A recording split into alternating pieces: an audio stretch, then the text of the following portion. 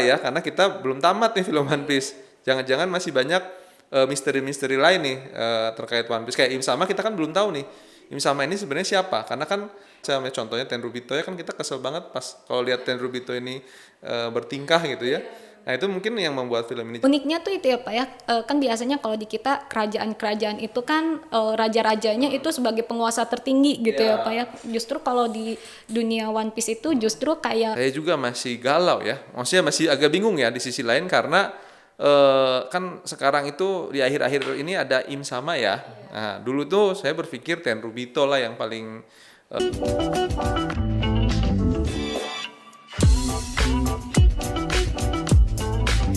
Halo Sobat Low Talk, salam hangat dan salam sehat selalu. Perkenalkan, saya Sally, saya sebagai host di podcast kali ini yang akan membicarakan tentang hukum ketatanegaraan dan dihubungkan dengan anim ya. Salah satu animnya itu adalah One Piece kali ini. Seperti yang kita tahu, One Piece itu pertama kali dipublikasikan di Jepang di 22 Juli tahun 1997 dan versi animnya dipublikasikan pertama kali di tahun 1999. Untuk pencipta dari One Piece ini sendiri adalah tentunya Eiichiro Oda Sensei. Nah, kali ini tentunya saya tidak akan sendiri, saya akan ditemani oleh seorang dosen yang juga menjabat sebagai Kaprodi S1 Ilmu Hukum Fakultas Hukum Universitas Kristen Maranatha, Bapak Demson Tiopan SHMH. Halo Pak Tio. halo Bu Sally. Ya, ini Pak Demson ini lebih akrab disapa Pak Tio ya. Jadi saya akan manggil Pak Tio aja. Oke Pak Tio, topik kita kali ini kan tadi ya tentang One Piece ya Pak ya, dan Ya, Bu. dikaitkan atau dicocok logikan gitu ya Pak Ya. ya sama anim One Piece. Ya. Nah, ini emang kita beneran ada kaitannya ya Pak ya? Nah, ini sebenarnya sih kalau secara sistem pemerintahan sih ada yang berbeda ya. Nanti kita bahas lebih lanjut mungkin ya. Tetapi kita mau coba begitu ya melihat bahwa di dalam anime One Piece juga ada sistem pemerintahan begitu sebenarnya. Indonesia tentu saya pikir banyak yang udah tahu secara umum. Nah, cuman bisa jadi ada yang belum tahu nih para pemirsa begitu ya, belum tahu berkaitan dengan sistem pemerintah Indonesia. Jadi saya juga akan menyampaikan berkaitan dengan hal-hal yang berhubungan dengan sistem pemerintahan di Indonesia begitu. Tapi kita juga mau coba lihat nih bagaimana di One Piece ya. Oke. Mungkin banyak teman-teman mahasiswa juga ya suka nonton anime One Piece ya. Kan Iya. ini ternyata anime yang katanya itu mereka nonton dari kecil sampai besar belum tamat-tamat gitu ya. Iya. Udah punya anak pun belum tamat-tamat ya. Mudah-mudahan jangan sampai pas sudah punya cucu begitu ya. Tapi masih relevan ya. Oke. Di berbagai usia saya lihat ya. Bahkan orang dewasa pun masih banyak yang sangat menyukai One Piece dan banyak dihubung-hubungkan ya dengan berbagai ilmu ya. Ada yang psikologi, ada yang sejarah, ada yang pemerintahan mungkin dalam konteks sekarang begitu ya. Bahkan kemarin saya sempat share juga ya ke Bu Sally ya. Oh iya. Ada yang mahasiswa teologi Iya. yang Jadi, membahas juga terkait dengan One Piece iya, gitu ya. untuk skripsinya Untuk ya. skripsinya begitu. Jadi memang mungkin saking lamanya juga di sisi lainnya dan juga memang saya pikir pencipta One Piece ini sangat kaya menggali berbagai macam ilmu begitu ya yang membuat One Piece ini menjadi menarik dan bisa dilihat dari berbagai sudut pandang gitu. Iya, kan kalau anime One Piece itu kan pakai nama-nama juga yang berkaitan sama sejarah gitu ya Betul, Pak ya. betul. Dan kali ini kita akan mengkaitkannya dengan hukum gitu ya Pak ya. Betul. Oke. Dengan lebih tepatnya dengan ketatanegaraan. Oke, kita akan membandingkan cocok logi gitu ya, dan kita akan belajar dari anime ya untuk anime One Piece dan hukum ketatanegaraan.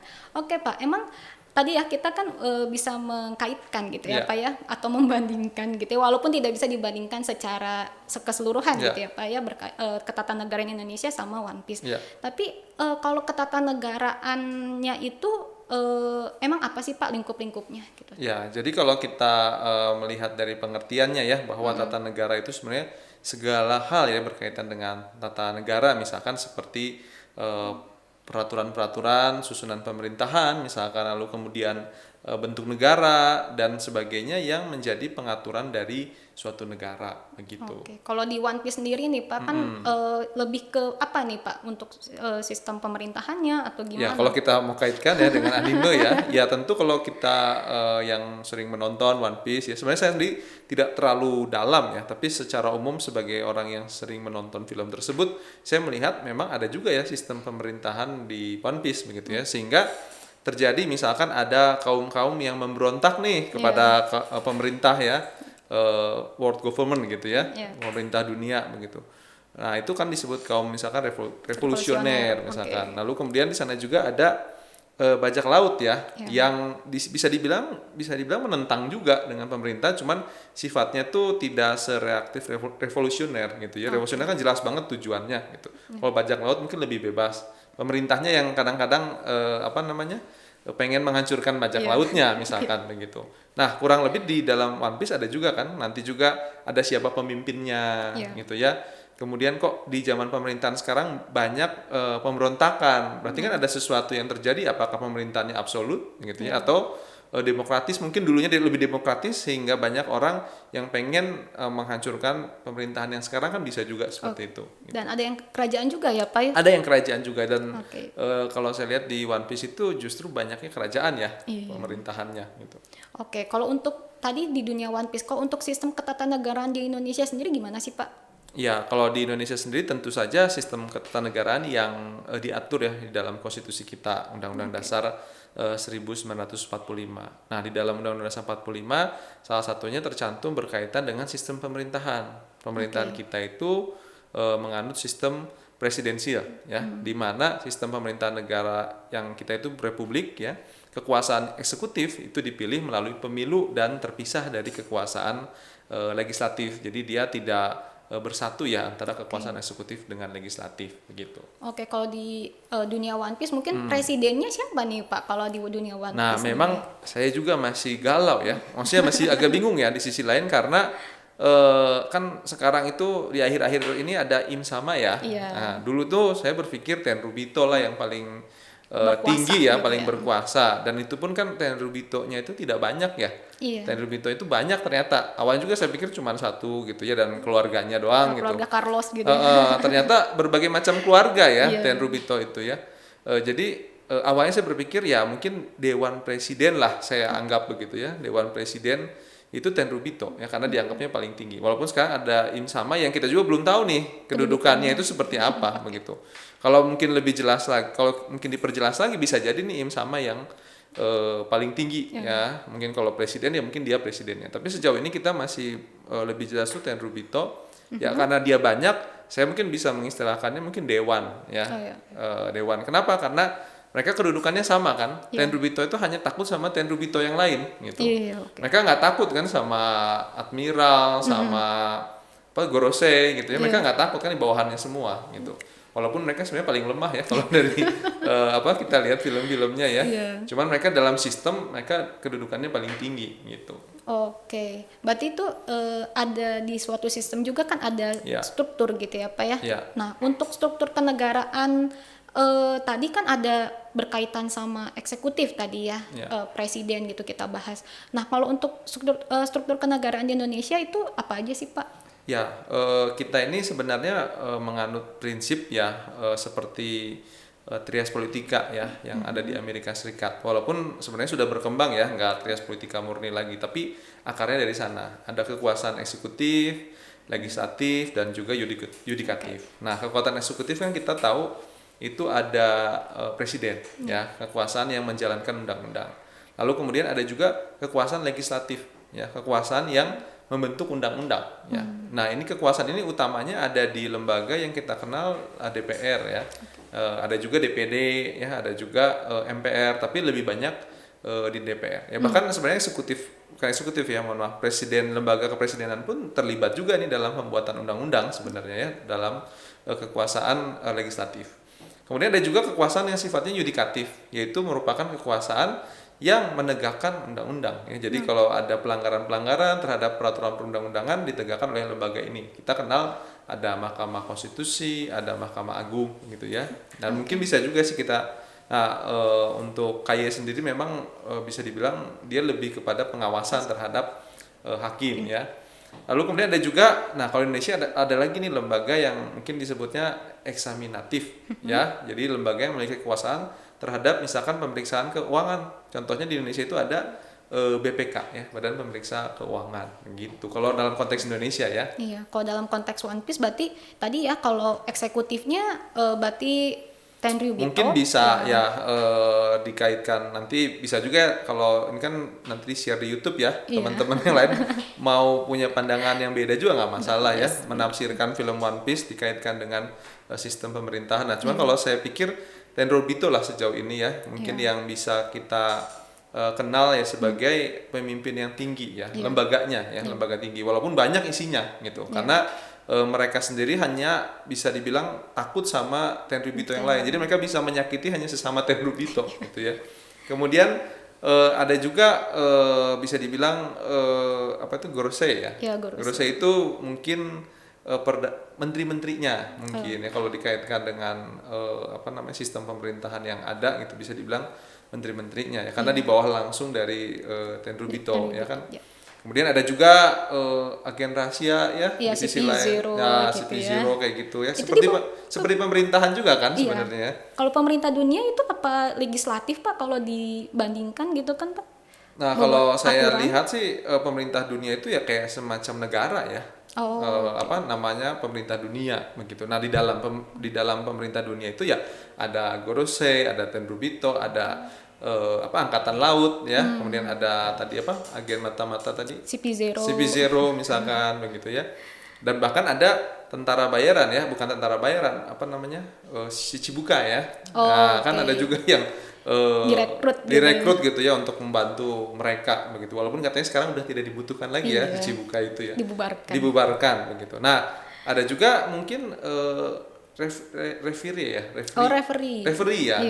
itu yang dewan raja-raja yang beraliansi dengan pemerintah dunia ya, mungkin itu bisa dibilang para gubernur lah ya, yang ada di dalam pemerintah dunia begitu.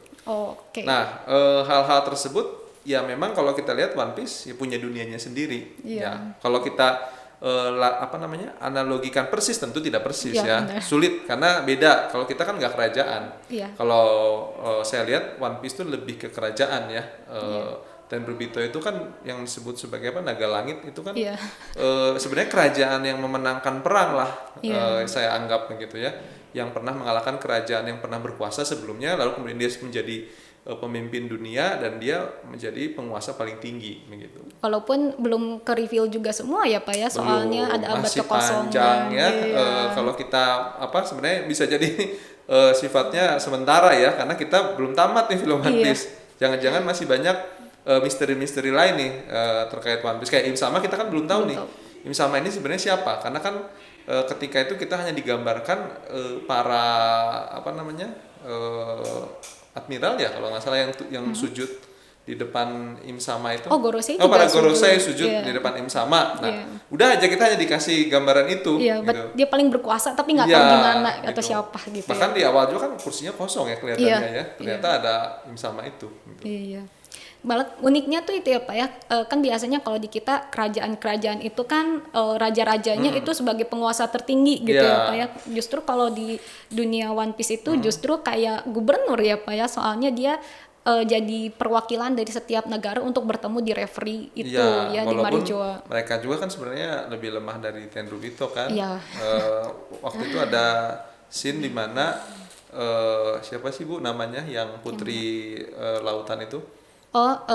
Shirahoshi. Nah, Shirahoshi itu kan sempat mau ditangkap sama Tenryubito kan. Nah, nggak bisa apa-apa juga kan mereka sebenarnya. Jadi bisa dibilang dewan ini juga di sisi lain lemah. Tapi kalau mereka berani memberontak, sebenarnya Tenryubito juga udah nggak bisa apa-apa gitu. Cuma kan masalahnya belum ada keberanian aja mereka untuk melawan pemerintah dunia. Walaupun sebenarnya dalam hati kayaknya udah kesal-kesal juga gitu ya. Pemerintah dunia itu ternyata yang mungkin awalnya diciptakan untuk mungkin ketentraman mereka gitu dan lain-lain, ternyata kok makin kesini makin seenaknya gitu. Bisa jadi juga sebenarnya nanti kalau kita mau berasumsi ya bisa jadi mereka lama-lama ikut juga dalam pemberontakan terhadap pemerintah dunia, begitu, ingin dunia yang lebih baik. Begitu. Oke, sip. Oke Pak, kalau tadi kan ngomongin tentang kekuasaan gitu ya Pak ya, eksekutif, legislatif, yudikatif. Nah, kalau misalnya dari struktur kenegaraan tuh kan itu ada pemisahan kekuasaan atau pemisahan atau pembagian Pak? Apa itu sama atau beda tuh Pak? Ya, sebenarnya itu hal yang berbeda ya kalau dalam konteks Indonesia ya. Jadi kalau pemisahan kekuasaan kan berarti kekuasaan negara itu terpisah ya dalam beberapa bagian, baik organ dan juga fungsinya. Sementara itu kalau pembagian kekuasaan itu membuat kekuasaan di sebuah negara dibagi dalam beberapa bagian namun tidak dipisahkan begitu ya. Jadi masih ada kaitan antara lembaga yang satu dengan lembaga yang lain. Misalkan presiden, kalau misalkan mau mengangkat menteri aja harus ada persetujuan DPR gitu. Jadi masih ada kaitan gitu ya. Jadi bukan di Indonesia konteksnya tidak pemisahan tetapi pembagian. Pembagian kekuasaan. Begitu. Nah, kalau dalam konteks One Piece, saya rasa sih itu pemisahan ya. Bukan pemisahan, malah tidak ada pemisahan, tidak ada pembagian menurut saya ya.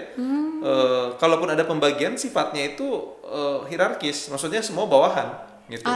Tidak ada yang mengimbangi gitu kan. Tujuan dari pemisahan pembagian itu kan mungkin maksudnya adalah untuk check and balances. Nah, tetapi kalau kita lihat di dunia One Piece tidak ada check and balances. Oh, berarti nggak dimungkinkan Mbak di One Piece ada check and balances karena tertinggi itu Tenryubito gitu ya Pak ya? Dimungkinkan saja kalau si siapa, mohon maaf saya nggak hafal itu penciptanya. Eiichiro Oda. Nah, Eiichiro Oda mau ya bisa aja sebenarnya. Cuma kan kurang seru ya nanti kalau ada check and balances dan semuanya teratur gitu ya. Makanya tentu film One Piece ini menjadi menarik karena ada hal-hal seperti itu. Tidak ada check and balances gitu ya. Kadang ada yang arogan dan segala macam. Ya, contohnya Tenryubito ya kan kita kesel banget pas kalau lihat Tenryubito ini bertingkah gitu ya. Nah, itu mungkin yang membuat film ini jadi menarik begitu. Oke. Nah, kalau dari yang kita bahas nih Pak, kira-kira konklusi apa nih Pak yang bisa kita, atau Bapak ya karena fokus kita ya, Bapak sampaikan nih Pak terkait dengan hubungan antara One Piece sama ketatanegaraan ini Pak? Ya, jadi kalau saya bisa simpulkan ya, jadi kalau kita lihat tentu ya sistem pemerintahan Indonesia jelas ya lebih baik ya. Kalau kita lihat One Piece kan tentu itu hiburan sifatnya ya. Jadi kita wajar kalau mereka menciptakan suatu masalah, salah satunya adalah ketiadaan sistem check and balances gitu. Indonesia memang pernah ada situasi di mana sistem check and balances itu tidak berjalan dengan baik, terutama di era pemerintahan Orde Baru gitu ya, sehingga kekuasaan cenderung absolut, terpusat begitu dan juga otoriter ya.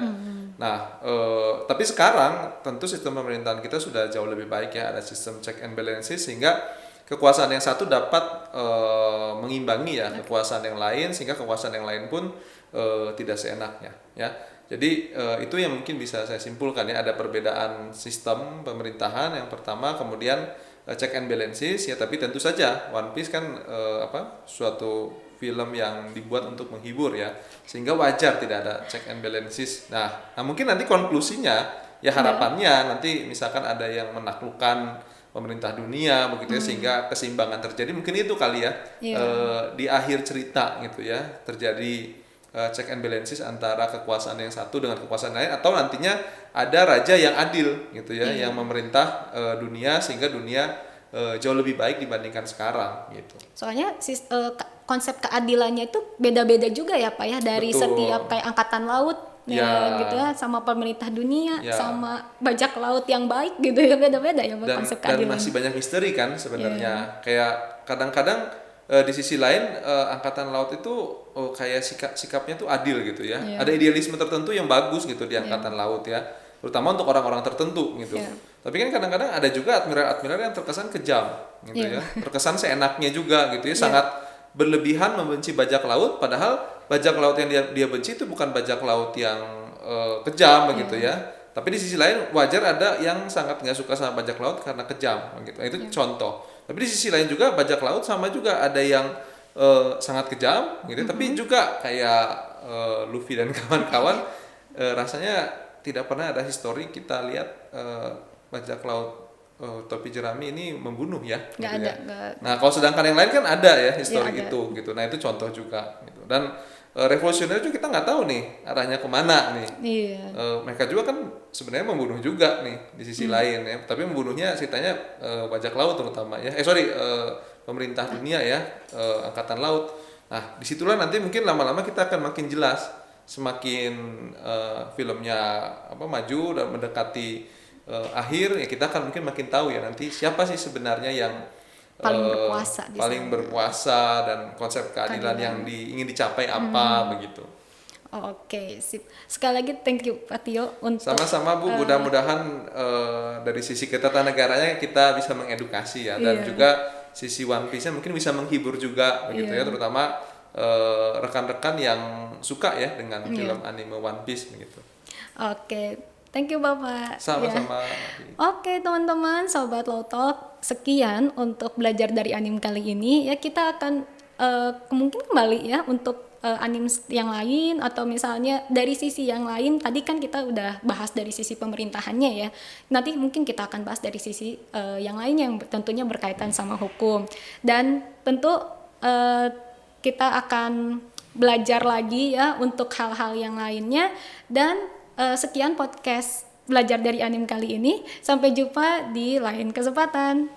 Dadah semuanya. Salam sehat.